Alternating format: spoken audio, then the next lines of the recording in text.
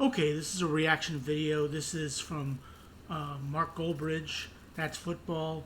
Calafiori to Arsenal. Let's see what he has to say about this.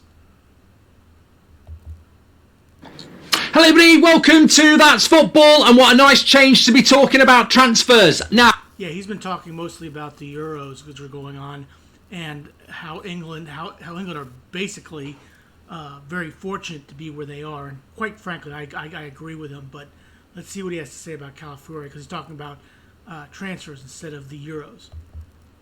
Now, rule one, you don't scout and buy players that play well in a World Cup or a Euros or a Copa America. So why are Arsenal bidding to bring in Calafiori from Bologna? Because he is an outstanding defender. Now, he's been very good for Italy, one of the few bright spots of the Italian team in the Euros. Is definitely a player that most people had no idea about before the Euros and are now saying is the reincarnation of Paolo Maldini. Have Arsenal made a mistake here? Now, let me just address that. There is no reincarnation of Paolo Maldini. Okay, there's only one Paolo Maldini, just like there's only one Maradona, there's only one Pele, there's only one Cruyff. There's no reincarnation of Paolo Maldini. There was only one Paolo Maldini.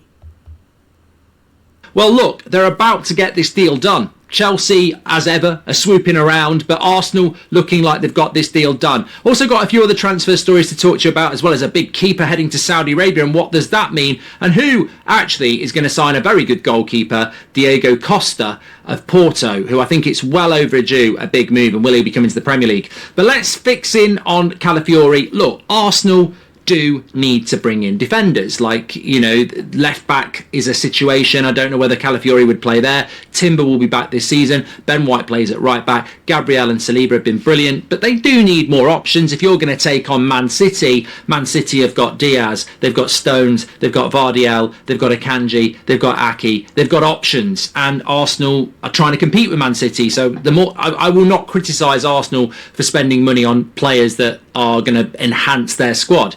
I think the interesting thing about Calafiori is that, look, even I was saying this on the United Stand the other night. I know who Calafiori is, and I know who Xerxes is, and there's a... And look, Calafiori did not wanted to go to Juventus. That's who was originally going in for him. But Bologna did not want to send him over to Juventus. That was never going to work out. So it was either the Premier League, Arsenal, or Chelsea. And Calafiori has chosen Arsenal, clearly. A lot of Bologna players playing in the Euros because they've had a fantastic season. I've grown up with Italian football. After Italia 90, it used to be on Channel 4. I even had the bloody Serie A Championship Manager game in the early 90s. I love Italian football, and I've always kept my eye on it. Since COVID, I don't watch it as much. I barely even catch the highlights. So I can't talk about these players with any great detail. And I find it funny that a lot of people suddenly do just because they've seen them in the Euros. You shouldn't be scouting players based on international football, full stop. It's slow. I agree with that, because you look, what was his name for Colombia? James Rodriguez.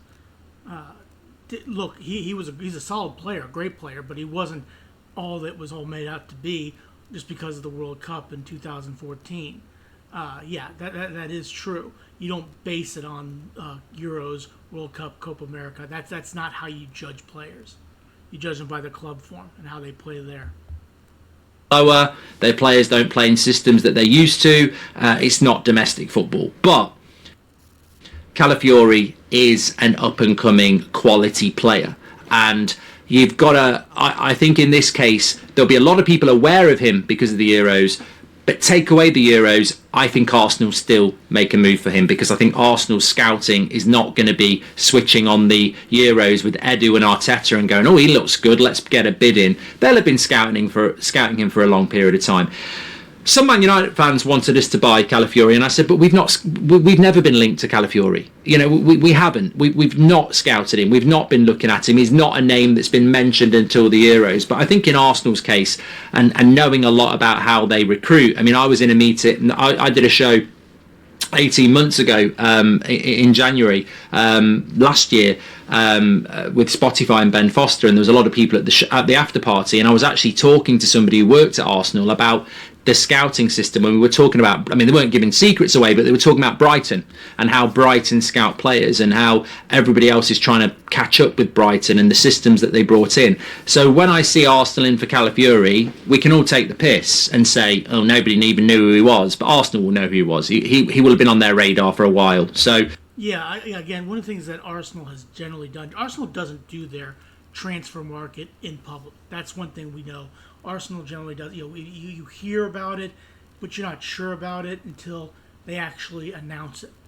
And it's going to be like 43 million pounds for Calafiori.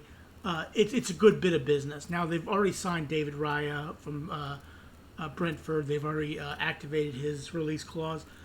He's going to be their keeper for the next coming years. Interesting to see what's going to happen to Ramsdale, though.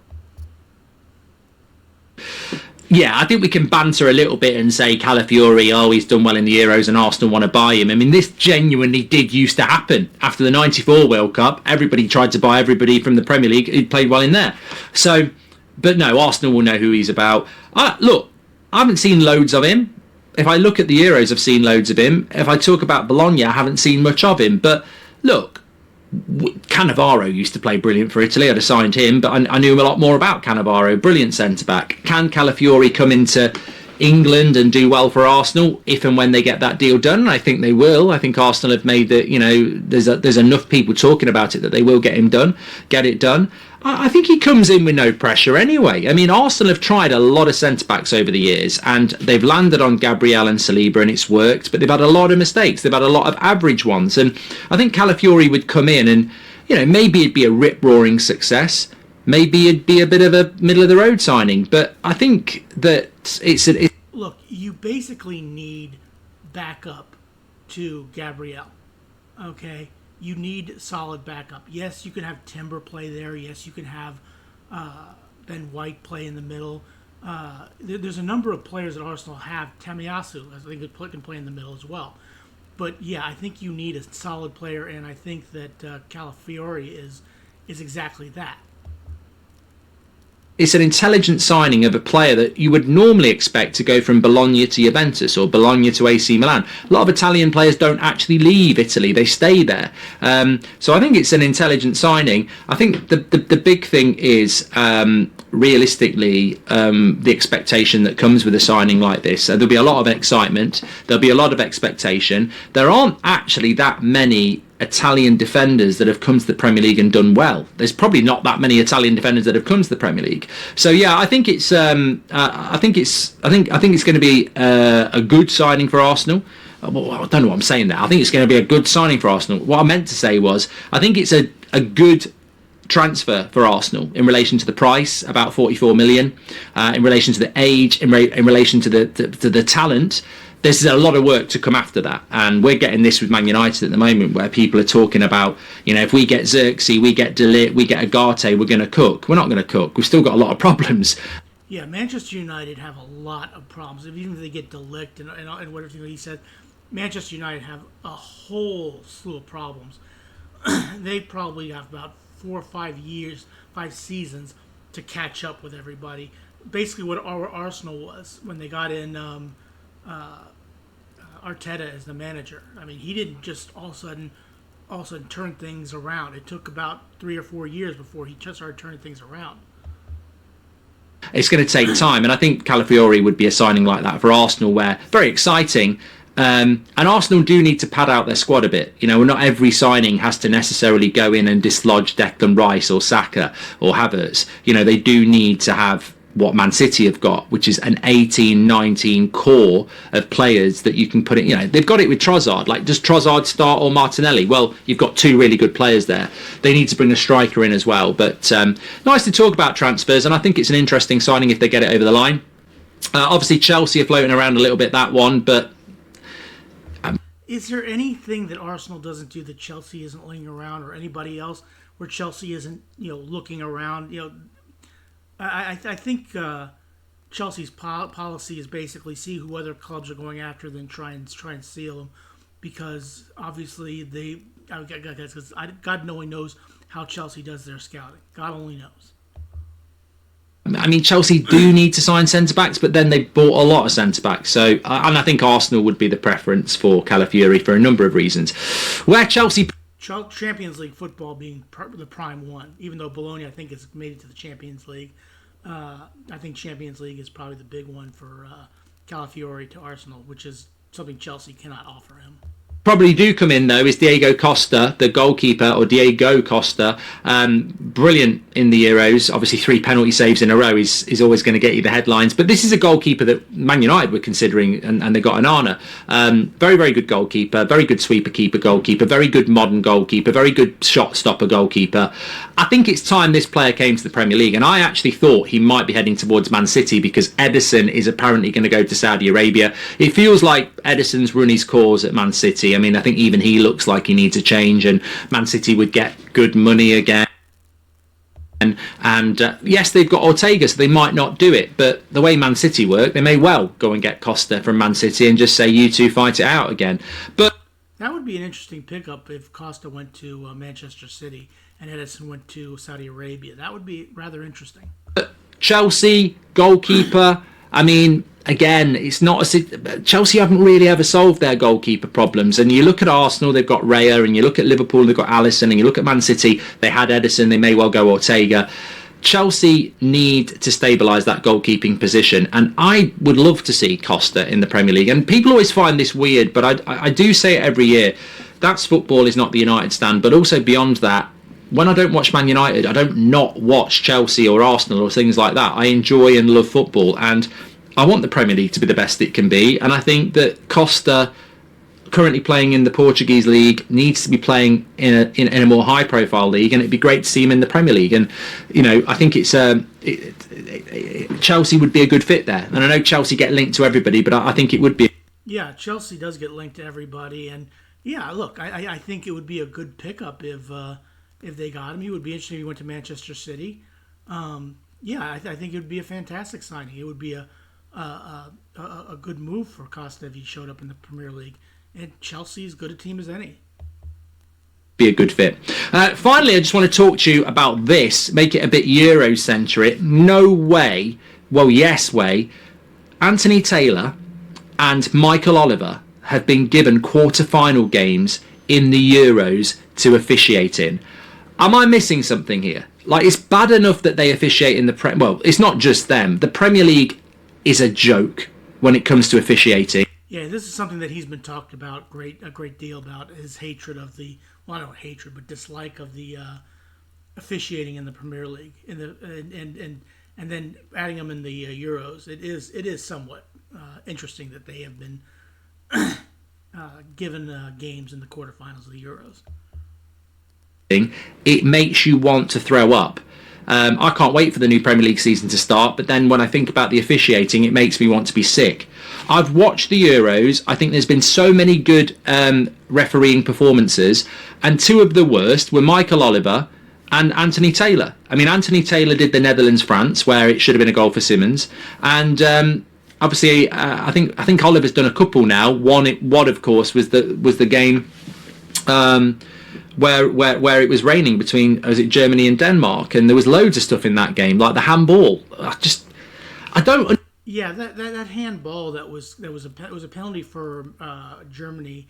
Kai Havertz scored it, and it was a rather questionable decision for the handball. I didn't think it was it's one of those things, like if it hits the hand, it's obviously a handball. But that I don't agree with that. I don't think people know what handball is anymore, and so it is what it is. But I don't agree with what handball is. It's just a garbage call.